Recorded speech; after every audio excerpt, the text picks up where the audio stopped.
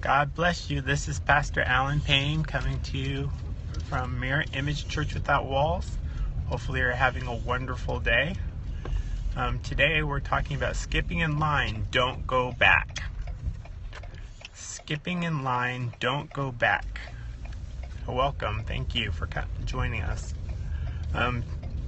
Today's scripture comes from Matthew 2, and we're going to start in verse 9.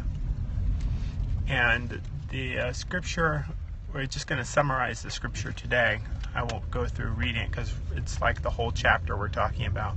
And the story we're talking about is the story of the three wise men. And the three wise men, the reason why we're talking about them is because they did not go back. On their journey, they had a long journey looking at the Star of David to find the baby Jesus. Everyone knows the story of the three wise men. But as the star led them, they ran into King Herod. And Herod, like a lot of the situations we run into when we're on our way doing something God has called us to do, something in the world gets in the way. And they want to stop us from doing what God has told us to do. And that was the same with these three wise men. Herod stopped them and said, "Hey, wait, you can't keep going here. Let me interrupt you." And then they wanted to tell him to come back after you've done what you think God has told you to do. Come back and I have some instructions for you too. Well, these three wise men were, as they are called, very wise. So as they traveled, they followed the star, they found Jesus, they bowed before him and gave him the gifts that God had said to give him.